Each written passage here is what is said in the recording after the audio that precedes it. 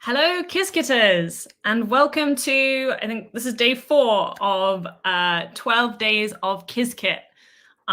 So if you are not already familiar, for 12 Days of Qiskit, we are doing 12 days of coding live streams on the Qiskit YouTube channel.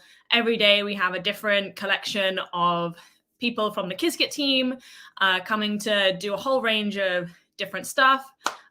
Today, I will be hosting along with Luciano. My name's Abby, by the way. And the two of us are going to be exchanging some Qiskit gifts in the form of Qiskit StackExhange questions, and we're going to try and answer as many as we can. We're going to go through how to make good questions, how to answer questions effectively. I think my host will be joining any second now. There we go. Hello, Luciano. How are you doing? Hello. Everything's fine. What about you, Abby? Yeah, I'm good. I am looking forward to this because I know that you, Luciano, are basically like a StackExhange veteran. I know you've got many thousands of kudos points or whatever it is, whereas I myself am very shamefully, I don't think I've ever answered a single StackExhange question, although I've always kind of wanted to get more involved there. So I'm going to play the role of, the newbie, and I hope that I'm gonna learn a lot in this session.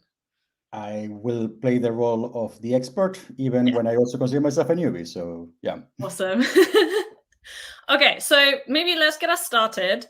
Luciano, can you explain to us, our audience, what actually is StackExhange or Stack Overflow? Should we set the scene a bit? Yeah. Well, I can imagine that most of the audience is familiar with Stack Overflow. It's a website where you can post questions and you can post answers. And I don't know exactly what is the secret sauce of making StackExhange or Stack Overflow such a popular website, but I can imagine that it's connected with the fact that good questions get upvoted and good answers also get upvoted. So you can really find exactly the question that you're searching for when you Google for it, and probably the first answer, it will be exactly the answer that you're looking for. And StackExhange is actually a collection of other websites that they specialize in different things. For example, in English writing, there is a StackExhange on that. Really? Yeah. There are like a StackExhange on physics, on chemistry, on several subjects, sometimes operating systems. Ubuntu has its own StackExhange. And there is a StackExchange for quantum computing, which is the one that most of the Qiskit community choose for making Qiskit questions. Okay, so the quantum computing StackExhange is basically like Stack Overflow, but for anything relating to quantum computing, right? That's correct. Yeah. Okay, gotcha. So should we dive in and have a look at what quantum computing StackExhange looks like, and maybe try to answer some questions? Yep, let's do it. Well, this is my dashboard, I guess. I don't know how to call it in the quantum computing StackExhange. The address for going there is quantumcomputing.stackexchange.com. And and here on the left side, you have several menus. Actually, maybe home is the proper one. Yeah. So in home, you will see what are the questions that are being asked right now. And one of the nice characteristics of StackExchange websites, including Stack Overflow, is this notion of tags, that questions may have tags. And you can watch those questions. For example, in my case, I'm watching all the questions that they have these tags. Specifically today, we're going to focus on the Qiskit tag. So I click here, and these are all the questions tagged with Qiskit. And Yeah. So when would we? So if me as like a Qiskit user, when would I still use Stack Overflow as well, or just StackExchange? And like when should I be using each? Hmm. That's a tricky question actually, because the original purpose of quantum computing Stack Exchange was to focus on the science field. However, a lot of programming questions are popping nowadays. So if we go to the tags, for example, we're gonna see that the most popular tags are actually related with programming. Well, Qiskit. I will not brag about this. Woo! But programming is the second most used tag. So while the purpose of the Stack Exchange, the quantum computing Stack Exchange, was to focus on the science, a lot of programming questions are related, and therefore kind of like they mix here, and there is a blurry boundary between quantum computing Stack Exchange and Stack Overflow. In general, most of the time, questions that they are slightly related with the science will end up here, even if they're implementation on Qiskit. And more questions like related with the programming errors, they will be on Stack Overflow. For example, I cannot import Qiskit. It's more like a programming question more than a quantum computing question. Mm-hmm. But the border is blurry, and it happens a lot that one question gets close, and a very similar question the next week, it still goes through. So there's ambiguity there. Okay, I see. So should we have a look at some of the questions that have come up recently and see if we can have a go at maybe answering some? Sure. Yeah, we can do that, definitely. Let's so the search bar here allows you to search for anything, and if you want to search for a specific tag, you do it between square brackets. In this Okay. case, for example, this way. I didn't know you could do that. That's so helpful. There is like a several like small things that you can twinkle the query with. Yeah, and this one is for Qiskit. So when you're so what actually I feel like I'm bombarding you with questions, but I think they're all relevant. But so you're why should I answer why should I answer questions? Why do you go about spend time out of your day doing this? Oh, okay. I mean, if you're the kind of person that feels that internal points mean something to you, it's definitely a great way to get those ones. They've definitely done a good job at like gamifying this. Like you have like Exactly. X many reputation points and stars and badges and things. Like I think that's pretty fun. This small number is the amount of number is kind of like the reputation that you have in the website. Probably not this one though. I don't know exactly what I am, but let me see if I find it. Says you have almost 5,000, 4,500. No. That's why I realized that it was not. Oh, it's different. Yeah. Like how many questions you answered? I answered 147 questions. Oh my god, Luciano! And I made 2 questions. Here they are on the answer. Wow. and here's some sort of like the leaderboard kind of thing. So I'm 21st in all times rank. Wow. Oh my gosh, they have like a leaderboard to really like kind of, build this into a whole like gamified experience. Yes, exactly. So if you're into this kind of games, is definitely one. Yeah. Well, now you see like I wasn't thinking about answering questions, but now I'm like, oh, there's a competition element to it. Now I'm more interested. Oh, by the way, to any of our audience members, if you can like follow along with us while we're doing this. If you find any questions that you want to jump in and answer, we really encourage you to do that. If you find any questions that you think that Luciano and I should try and answer on the stream, put it in the comment section, or just any general questions or things you'd like to, say, put them in the chat. We'll be checking it periodically as we go through. So yeah, get involved. Yep. And so one reason is that one. The other reason is like StackExhange is also a community of people, and And while you get more of these reputation points, you get also more privileges, right? So, for example, in my case, the next privilege that I will get is being able to access site analytics once that I get 5,000. And yeah, it's a so you can get more involved in the community once that you get higher reputation, if that makes sense. I think that makes a lot of sense. Yeah. Let me see if I can see all my, I don't know how to call it, my reputation thingies. I don't know. But yeah, you can also get these patches. Oh, and it even has like a breakdown by tag, so you can get like a high reputation in a certain in a certain tag. Yes. field. Wow. Okay. Right now, for example, I'm trying to be the first person with Qiskit silver tag.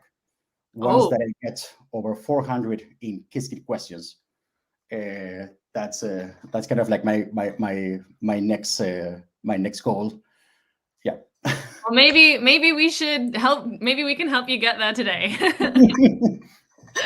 So if you see one of my answers with the Qiskit tag and you upvote it, you will be contributing to this number. And once that number gets 400, then nobody has the silver Qiskit badge. So that's why I want it so badly.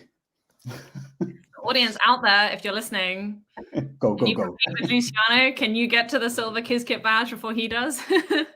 And another reason, a third reason for answering questions, at least for me as a Qiskit developer, is because I have the view of the user.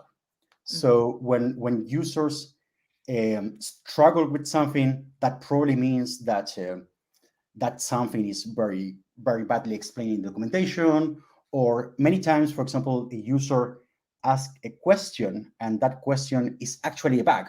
So I could go to the issue and submit the new bug based on that. And this happened to me recently, actually. Do you want to see how? Yeah, let's do it. Yeah? I want to know what bug was identified. So let me see. I have it in my notes, but it was the question 29015. So if you go to quantum computing StackExhange.com/q for question, and then you put a number, you will go to a specific question. And let's see. This question was about drawing with the LaTeX drawer. So I'm pretty sure that Abby, but for the rest of the audience, it's possible to draw a circuit in LaTeX in Qiskit. So the user says the following example does break when I try to draw it in LaTeX, and it has this error. For example, this could have been a typical question that could have also go to Stack Overflow, but it landed here.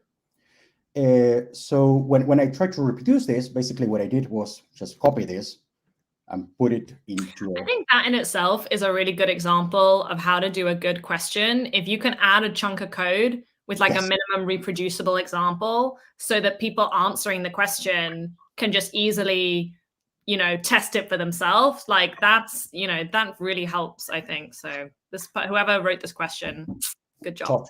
Totally. Yeah, I fully agree. And actually, I even would add here the imports that they are not here, because I mean, if you execute this, it will fail. But yeah, you could just Qiskit from Qiskit import. I guess let's import everything. And if you add this line, it will be fully copy pastable. Oh no, not even. Like I also you need NumPy. Yeah. So 2 lines from NumPy import py. Let's see. That way. So I have a working environment, and I have exactly the same error that this person was showing. And notice that it says that you don't have a particular package for PDF LaTeX. But if we just comment out everything, actually, I know the answer, so I will be more strategic with my comments. But if I just comment this one, works, right? So this line somehow is breaking the LaTeX drawer, and that was well, when I realized this, that was a bug, right? So yeah, what I did was, well, basically go to Qiskit Terra and just search if somebody else reported this bug, right? Because it seems like it is. That's also a really important step, right? Like Yeah, checking. I think this goes for when you're opening an issue or whether you're asking a question. Always Google like first if anyone else has asked the same question already and if it's already been answered, because then that saves you time, it saves the maintainers time. Always just, do a quick search to see before you yes. open a new issue or a new question. Totally, yes. And again, because I know the answer, I was already playing with this a bit, and I realized that, for example, if you remove these dollar signs, it also works. So Okay. if you know LaTeX, Abby, you know that these are what's called the math mode. Basically, put it inside the dollar sign is in math mode. And that helped me a lot to search for an issue that is similar. So, for example, I don't care if it's open or closed. I don't care even if it's an issue. I want to know, did somebody mention the problem with LaTeX and math mode? And I did find something about that. It was a PR. Let me see if I find it right now. It was the PR 4669. Yeah. Stop forcing math mode in all strings. So basically, it could be that the mode was already there for all the names. And by having one math mode inside the other one, everything was breaking. So I noticed that, and I was taking a look to this issue. And the problem was that somebody was removing the math mode inside the LaTeX names. And quickly, I went there and I answered that, exactly that. Let me see if I find my own answer to this problem. Oh well, actually, I first answered something that was wrong. So let me show you all my history of edits in StackExchange or also in Stack Overflow. You can edit your questions and answers. And my first answer was this one. It seems to me that the problem is with the gate name, and I put example. The secretary already interprets the gate name in math context, so you have to remove the dollar signs. And let me see. And based on this, I open a new issue saying that I said, like, inspired by this question, it seems like we are already adding dollar sign. We're already adding the math mode. And I put an even more minimal example here, right? Because the example from the original user was much longer, if you remember correctly, but I could manage to get even a smaller example as a way to reproduce the problem. And there is also something that is important when you submit an issue, to take your time to kind of like lean your example, because the smaller it is, the more focused we know exactly what is the problem is, right? And the easier it is for us to figure out what's wrong with it in the first place. Yeah. Exactly. Yeah. It might also help you figure out your own problem if you try and, Yes. I think that's just a general good debugging tip. Like, try to reduce your code as much as possible until you've isolated exactly which line is causing the thing to break. And then you can go from there. Yeah. And as part of this, another developer answered to me that actually the PR that I found, that this one, Stop Forcing the Math Mode, was talking about a different drawer, the MPL drawer. And the problem is another one. And he even suggests what the user should have been written in the question, which, by the way, is still broken, but in a different way. So I could go back to the question and refine my answer. And as you can see, I went there and I refined several times, explaining what happened, and, for example, adding the issue that I submitted, because this should be valid, but it's, you see. So I was refining my answer as I was collecting more information. So the problem is not just I send the answer and problem solved. Many times I continue learning and I continue refining that answer that I put once. So by trying to answer the questions, you're also, you might learn something new in the process. You also like interacted with a bunch of different members of the community, the person that originally asked the question, and then in GitHub as well with the other maintainers. So yeah, it's a great way to get involved. Yeah. So that way of interacting between the Qiskit developer team and the community is something that I value a lot out of answering questions in StackExhange. Definitely. Yeah. I'm just checking the chat, and we have one question, which is slightly more general from Bavik. I apologize if I pronounced your name wrong. But Bavik asks, what is your favorite programming language apart from Python? Oh, that's one of those holy wars in computer science, I guess, right? I really, really like Python. And as a monogamer, I just stick with Python. I don't. Stick with what you know. Exactly. Yeah. It's fair enough. It's also kind of like I have been writing Python for 15 years at this point, and everything else sounds to me like unorthopedic somehow. I do write other languages, but I still prefer the Python way in a way, because I know it so well that yeah. But I did wrote Haskell recently, and I forgot how awesome was, for example. Okay. So those who know me know that I come from more of a web development background. So prior to joining Qiskit, I was like very much in that JavaScript world. And now I really like both Python and JavaScript, but in different ways. I feel like they're good for in different circumstances, and they both have their own flavor of kind of the communities are quite different between the two. The way of programming is quite different.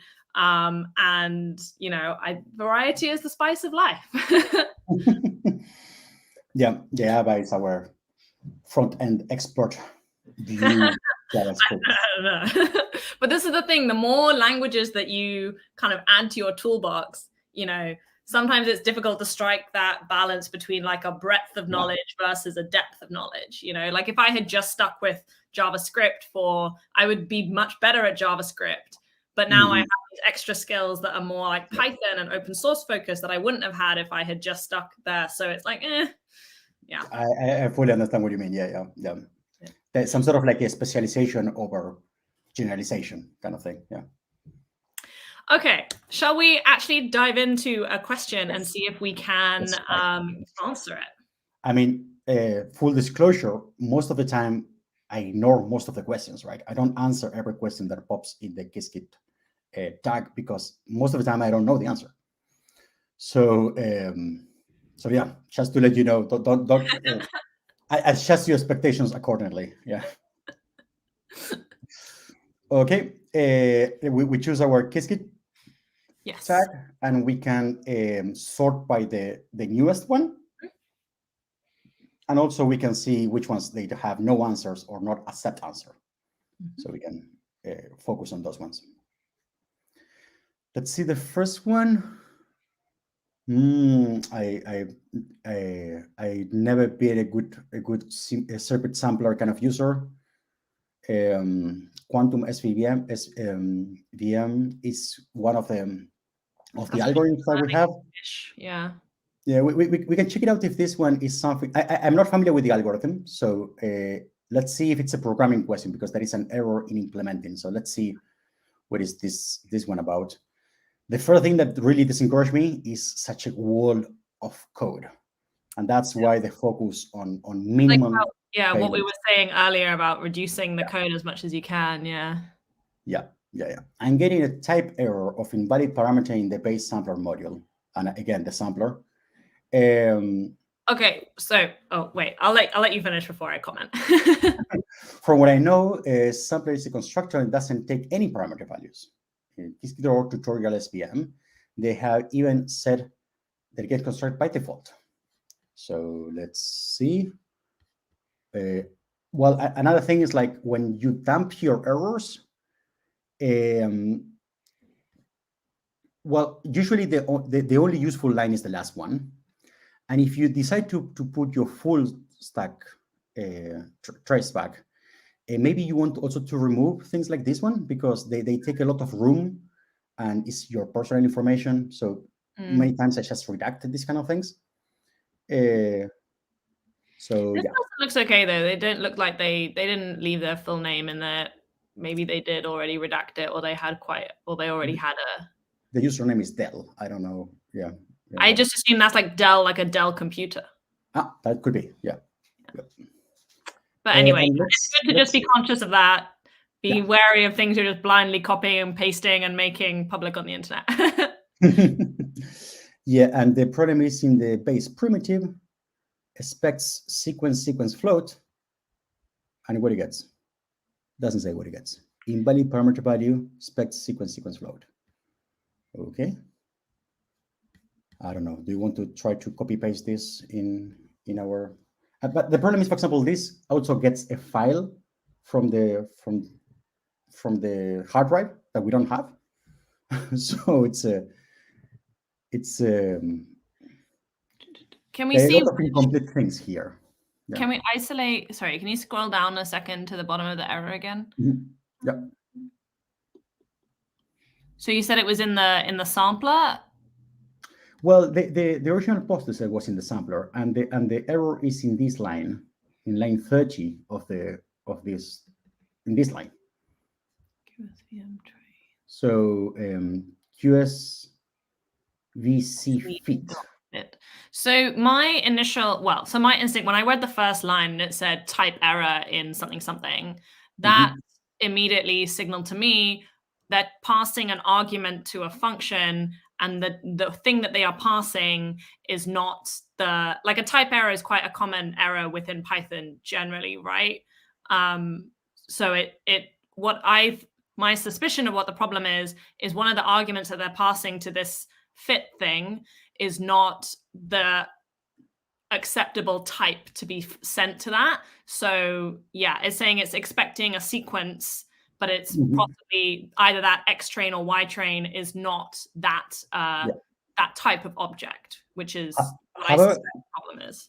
Who spec that sequence was base primitive, which belongs to a different package than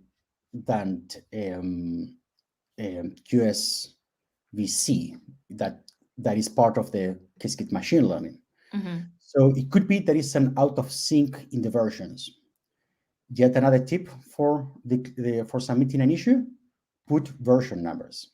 Yes. So if you don't have the answer to a question, but you have a comment, you basically what you have to do is to add a comment. For example, in this case, what are the versions of Qiskit modules?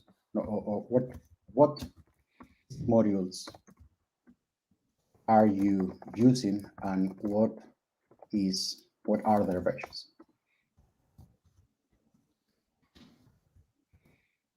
And you can get them from Qiskit import Qiskit version, and this will print for you all the Qiskit versions. Do you need to do print? Oh, never mind. Well, in a Jupyter Notebook, no, but yeah, in any other context, you have to print. But yes. So Okay. in this way, the person can go back to the question, edit, and introduce this information.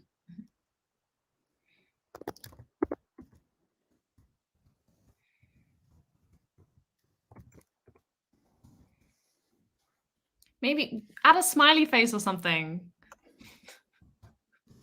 Be kind to people in the community. Be kind, yes. Well, every StackExhange website will tell you when is the first time that this person asks a question as a new contributor.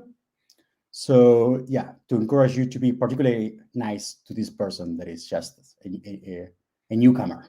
Mm-hmm. Yep. I like that they also add the link there to the code of conduct as well. Mm-hmm. That's something really important to pay attention to. Yeah. If anyone is like concerned about, people being mean on the internet or saying inappropriate things, make sure that you check out the code of conduct for how you can deal with those kinds of situations. Yeah. And many things about, especially for not native English speakers, sometimes we can go through as a bit rough, but it's just sometimes many times lack of vocabulary. So here you have some examples on alternative phrasing. Oh, that's so nice. Products. Yeah, and friendly language and put downs. This is a nice expression, right? Mm-hmm. Do not put down. Yeah. I think it's so easy when you are kind of the quote unquote expert in something. It's very easy to forget that, not everyone is like knows things as intuitively as you do. And it's very easy to come across as condescending or patronizing when, and that's not helpful if, you're trying to help people here. So yeah, just always try and keep that in mind. Yeah, it may look obvious for you, but it's not necessarily obvious for everybody. Yeah. Okay, let's jump on a different question. Pulse noise simulation using fake Jakarta. Pulse is again one of those modules that I don't use that much. Mm-hmm. Increase the noise of an existing backend. Let's check out what is this one. I'm just going to shout out to our audience, just because we aren't, we're not familiar with the Pulse module. If you're familiar with the Pulse module, go ahead and take a look at those questions and see if you can answer the ones that we can't. Definitely, yeah. That's one of the main strengths of these kind of websites, that you're not the expert there, but somebody else may be. So wait until your question finds the right answerer. Yeah. Let's see. I'm trying to increase the noise of an existing backend provided by Qiskit fake provider. Which way would be the best approach to approach it? Columns. Increase the dot error or increase a quantum error, or both? I'm not sure if I get the question here. So I think what they're trying to do is, you can add a fake provider when you're doing a simulation of a result, and then those fake providers have aren't they supposed to match the noise of the the real thing that it's the fake version of, right? Yes, they have they say calibration, a specific calibration from a specific day. Yeah. That you will get from there. Yeah. Because and I know that there's also, you can also add your own noise model as well, right? Like you can make a custom noise model. So maybe that's the route that this person wants to go down, making a custom noise model. I see what you mean. Okay. But what it means increasing in that context. So this is the thing. That's what I'm not sure about. Does a noise model, you have to create all the noise from scratch, but it looks like this person wants to take the noise from like an existing backend, but then just make it add more noise to it. So I don't know if there is a way to use a fake provider and then add a noise model on top of that. I have no idea neither, but let's get a fake provider and see what we get out of that, and see if there is a method to increase the noise. Yeah. Like literally, that's the question, right? Like increasing. Another option could be maybe they create their own noise model, but like based on like get some info about the noise from a specific backend, build a noise model based on that, and then they can increase the values themselves. Let's see. So many questions. Let's see. Backend. I think it's a property.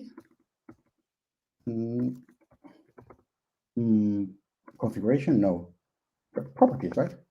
Is it am I on the right track? I think so. Yep. Can you do the you can normally look at the doc strings, can't you, for something in a Jupyter notebook? Yeah. Okay. This is the fake backend. So I got an instance of that backend. Perfect. Now configuration or properties, right? Properties. No, properties is not a thing. Can you do like Command I in Command I?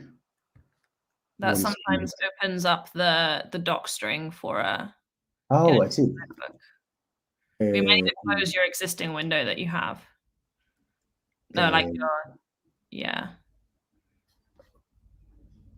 Yeah, close that one. It doesn't do anything for me. But let's Google it. Fake backend noise. Device backend noise model simulations. Let's see. Okay, got histogram. This one is taking the device backend we did so far. Okay, this takes the R simulator noise model from that specific backend. And how can I list?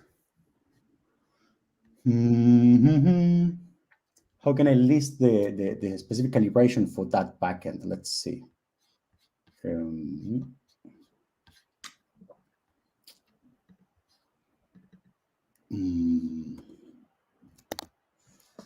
Backend version, config file, description, dir name, instruction direction.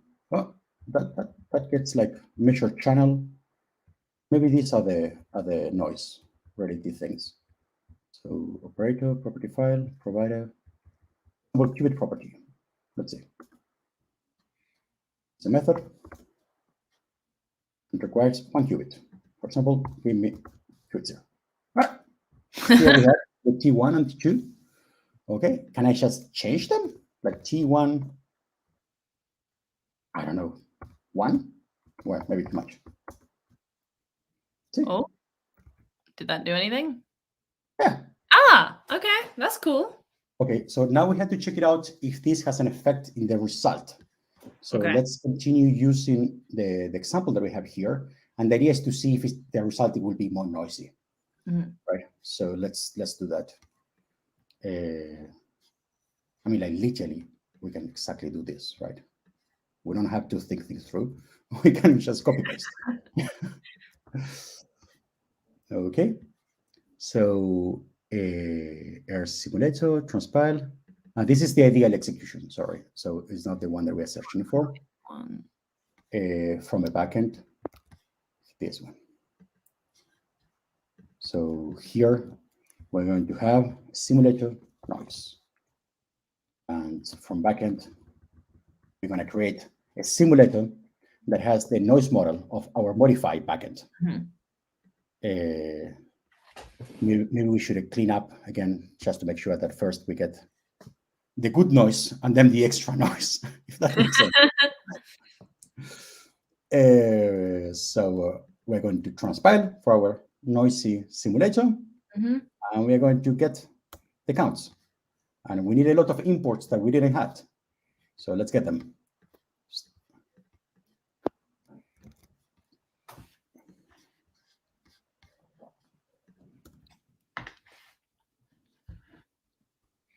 We skip this one. I will not execute this one. I will comment it out so it's clear for everybody. Yes, we want to try it normally first and then compare afterwards, right? Okay. It doesn't work with V2 backends. That's that sucks. So let's start with V1 buckets. Oh, and probably that will also, by the way, change the way that we access the property. So I'm not sure if this will work. It did. Okay, perfect. Okay, another error. No, something went wrong. Oh. Okay. Yeah. So the way that we access properties in V1 backends, it's different. So you, Abby, know, but for the rest of the audience, we have two versions of two ways of representing the backend. One is the old version, the V1 version. The other one is the new version, the V2 version, and they are different objects and different ways to access those objects. So the way that it used to be in V1 was with properties, yes, and properties gives you this, and I don't know what else I can do with this, but okay, here, T1, probably. Oh, there's a lot of fun. Maybe we should also tell the original person that asked the question that they can look at all the different properties with that as well. Yes. So like maybe we want to change T1, but maybe they want to change something else. Yeah, definitely, it's a good example. Yeah, because they focus only on gate error. They said quantum error, which I have no idea what that means, or the readout error.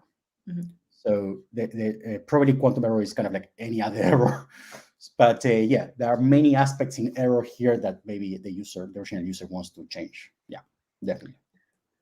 I've just seen a couple of questions in the chat. I think we've had a few people join a little bit later, and someone is asking, I have no idea what they are doing, but it is interesting.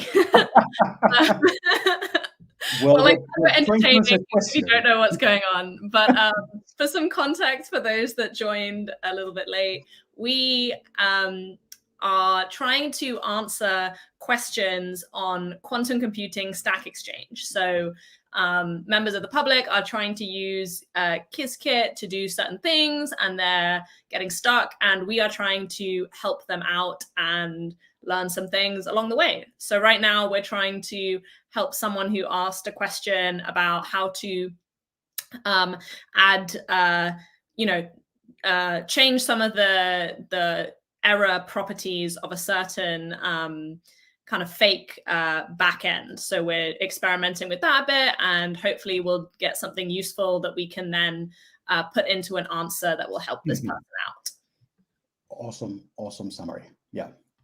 So with V1, I have no idea how to change the properties. So let's go with that. So backend set properties. Okay, that is an object, call it backend configuration. That seems promising.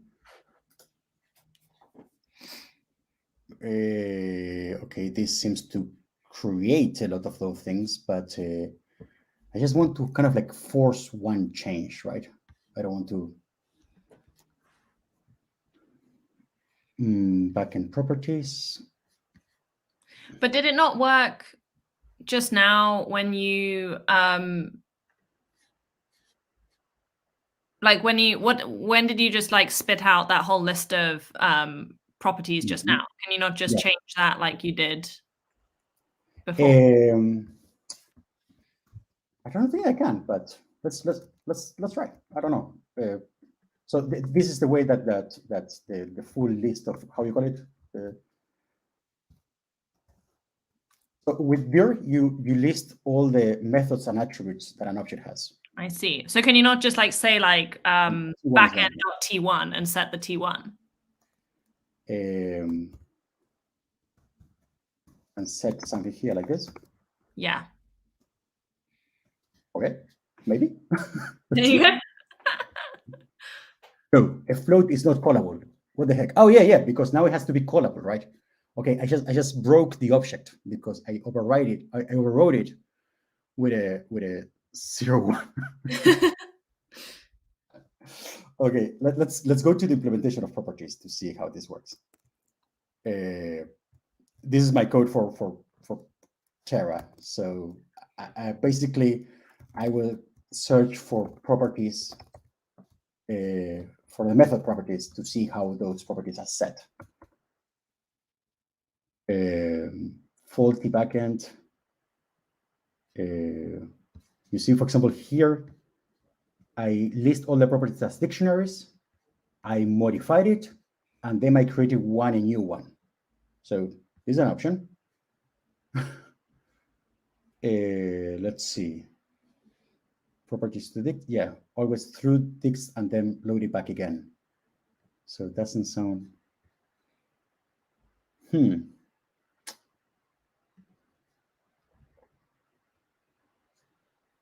So what maybe we can just touch the. Wait, what about configuration? Configuration and properties are different things. Configuration are characteristic of the backends that they last longer than the calibration. For example, the coupling map is a configuration. I see. While the noise model is a property. So yeah, so what we want to focus here is on properties. Yeah. So I'm going through the fake backend kind of a class structure to see if I find what is the inner thing that we can change. And for example, let me see, properties are here. Yeah, I don't know how to change a property in a. It doesn't seem to have like a setter or anything, a getter or Yeah, a setter. yeah. Well, because you're not supposed to do this, basically. Okay, well then maybe that brings into question, should we be telling people to do this? Maybe we shouldn't, if it's deliberately not built to be able to do this. This is the dictionary with all the properties. So what I would do is to dump this, then modify it, then load it again from properties. Oh my God, we follow a rabbit hole that I'm not sure if we want to do this live here today, but yeah, I don't know. What do you think, Abby? Shall we jump to another one, or shall we continue? I think that this is maybe not the best solution to suggest to that person, but I think maybe what we could suggest to them is instead to create their own custom noise model instead, and then they can add whatever errors that they want, so at least they have something to get going with. And I think there's even a tutorial that we have on like building your own noise model. Yes. Like maybe that's like a useful information to have that like gives them an option to explore. That's a good one. Building noise models. Here it is. Yeah. Yeah. However, the question, I mean, and this is one of the things that is important to make questions, is like it has to be clear what is the question. The question is how to increase the noise of an existing backend, like the title says, or the difference between readout error and increasing the quote unquote quantum error. So it's unclear to me what is the question, and that's one of the things that is important to do, to create good questions. Yeah, like is the importance here in the question, it like take something that already exists and amplify it, or just the individual values they want to be able to make? Like, how important is it to have that existing backend stuff already versus just like a completely new noise model that they're creating? So what is this? What is the text that you mentioned that you suggest to answer to comment here? So I would say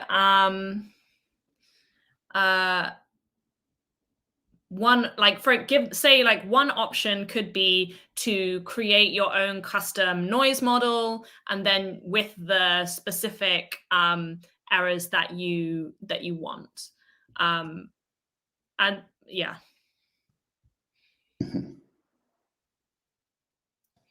And then add the tutorial. But yeah, and then say, but it's unclear from your question if that helps with like what you actually need. Yeah, and this is a good example of a comment that you see, this is not an answer to the question because we don't even know what is the question about, but it's a comment to that question. And if the person finds it useful, it also can upvote the comment itself. And that will be a hint to say, okay, now I have to explain more in an answer. All right, I think I've seen a few pings come through with comments and questions in the chat. I'll try and there is a little bit of a lag for the audience versus like what we're actually doing versus when we can see the comments coming through. So if I miss any, I apologize. So Devanshu asks, are you using VS Code as a code editor? No, I think you were using PyCharm. Is that right? Yeah. PyCharm is my weapon of choice. Yes, here. Or does Qiskit have their own code editor too? We don't have our own code editor, but if you go to the quantumcomputing.ibm.com, we do have a Jupyter Lab environment which does load Qiskit for you. Luciano is doing it now. And this is quite nice. This is a really nice tool if you're just getting started and you want like a Jupyter Notebook style environment, but it's not like a fully fledged code editor like PyCharm or VS Code. No, it's basically a Jupyter Notebook that runs on the cloud. And okay, there's lots of kind of larger existential questions here about quantum computing, which I think we'll maybe just like leave to maybe some, more Googling, but we can answer some of the code questions. Like Luciano and I don't know how the future of quantum computing is going to look, so we'll leave you to figure that out for yourselves. But someone did ask, Parek, again, I'm so sorry if I'm pronouncing everyone's names wrong. Do we need to learn classical computing in order to learn quantum computing? I think this is a good question, generally speaking. I would say that if you want to, there is a computing element to quantum computing, and there is, classical computers. Quantum computing is never going to be its own thing working completely in isolation. You're always going to need to be able to, manipulate the results and the inputs with classical computing. So being able to code and being able to have good Python skills are, pretty essential, I think, for being able to do things useful with quantum computing. What do you think, Luciano? Allow me to extend that. I think another aspect why you should learn classical computing before is because analogies. In quantum computing, we use a lot of analogies. For example, we refer Qiskit as a compiler. So because that's an analogous to the classical compiler. So definitely knowing classical compilers will help you to understand those analogies. The same thing with transpile, with type system, with all those like vocabulary that we borrow from classical computing. Many times we use them as a shortcut to, we all know what we mean, but for that you need to first learn classical computing. Yeah. And I think one of the advantages that we have in developing quantum computing kind of later on than classical computing is classical computing has already had, 100 years of iteration and development. They've tried things and gotten more and more efficient over time. And so now we can kind of like piggyback on some of the great kind of classical computing advances in order to make quantum computing better. Like, for example, cloud computing meant that when we started doing kind of real quantum computers, we could make them available to people all over the world via this very kind of influential classical computing paradigm. So I think both are really important. I found one of the questions that I think we can answer, by the way. Oh yes, let's do it. Yeah, it's how to import a model from IBM Qiskit real device. I'm trying to import the noise model of an IBM large device. I don't have access to the device with more than 7 qubits. But yeah, you want the noise model of one of those large devices, but you don't have access to. And the answer to this question is exactly the one that we tried before, fake backends. So I think we can explain exactly that Qiskit includes the calibration information from bigger quantum computers from IBM, and you can get one of those ones from that place. So yep, I think we can answer this one relatively quickly. Do you know any fake backend that is big enough? I don't know. Washington, do we have it? Yes, we do have it. Perfect. There you go. You didn't even need me. You answered your own question. Yeah. Sorry, because I thought we didn't have big Washington. That's why. I'm just like, you know, the skull in Sherlock Holmes that Sherlock just talks to, or like in computing, you have like a rubber duck, like an inanimate object that sits there exactly. and you talk to, and you talk. I'm just your rubber duck for today. Oh, I actually have a rubber duck. Yeah, it's I am your rubber duck today.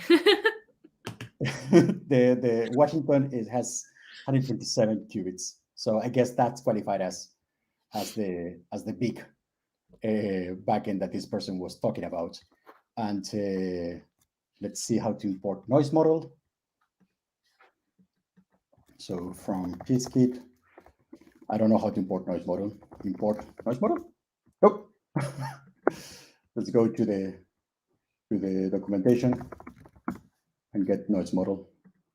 Oh, okay, from Qiskit Air, of course. So we get it from here.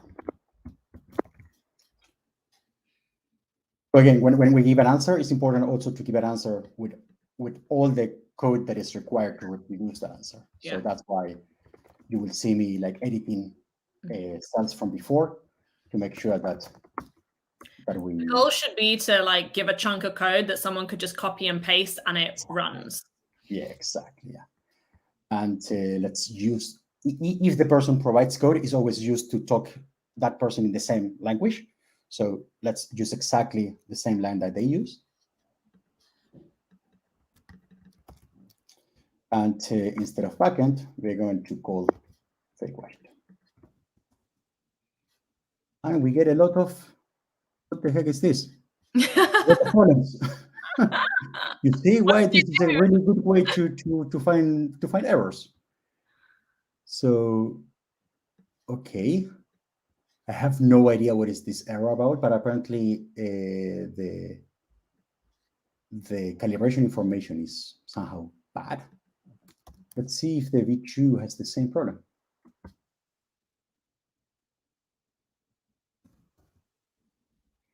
It's imported. I would imagine that it has the same problem, but let's see. It's taking some time. It makes sense that it takes some time. Yeah, it has the same problem. Not so many, but oh yeah. No, you spoke too soon. It has maybe try a smaller backend. You think that maybe related with that? I don't know. We can figure out. I don't know. So now we have to call our fake Nairobi. I think this is slightly smaller. 7, but 7 is not interesting for the original user. They wanted more than 7, right? Yeah. Let's go to list all the systems that we have in IBM Quantum, and let's see which one. While you're doing that, there's more questions. You guys are so on it with the questions today. We'll try and answer as many as we can in the last kind of couple of minutes. Another question from Devanshu. How, as a programmer, can I contribute in the development of quantum computing ecosystem if there are things that are open source too? This is a great question and a perfect time for me to plug one of the 12 Days of Qiskit live streams that I'll be doing next week. And yes, there is a huge open source kind of dynamic to Qiskit. There are lots of ways to get involved by contributing code. We also have a Qiskit ecosystem as well. If you want to develop your own project and open source it, we do support that as well. I'm going to be hosting another live stream next week where I will kind of go through the whole process from, a first-time contributor trying to contribute something to the code base. So maybe come along to that. You can have a look at the schedule.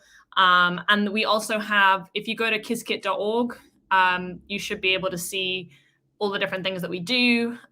If you look up Qiskit on GitHub, you'll be able to find our contributing guidelines. Yes, there are a load of things that you can get involved in if you just take a bit of time to Google around and have a look. All right. Did you find a device, Luciano, while I was... I found a smaller device, but it has the same errors. So, yeah, basically the question at this point, even with the warnings, do we have a noise model here? And it seems like the answer is yes. So I will consider this an answer, and I will also submit an issue for Qiskit IR to see what I think is going on with these kind of things. Mm-hmm. So let's go for an answer very quickly in the last minutes that we have. Qiskit includes liberation data for many IBM quantum devices.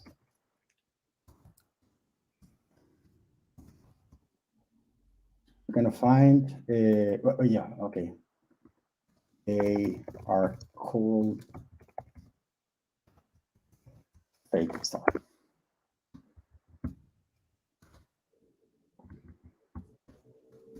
And you can find them in, what was the name of the module? Here, fake provider. Qiskit.providers.fakeprovider. Perfect. So let's see. Good. So it has this markdown language, so you can see what is the result here. Nice. For example, for Calcutta, I'm not sure if I'm pronouncing the name of the city properly. Kolkata. Kolkata. Okay. I think.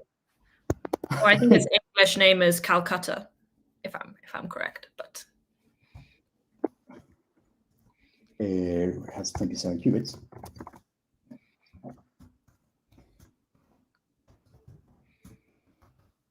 And here we paste the code from our example.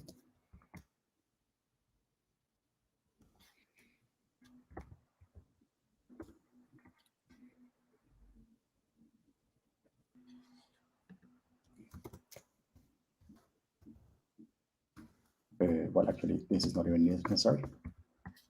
So, yep.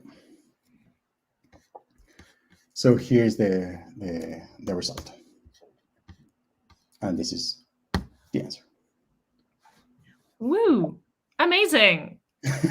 We managed to answer one Question in a whole hour. Okay, we did get a bit distracted by a few other things that we're getting on, but yay, we managed to answer a question.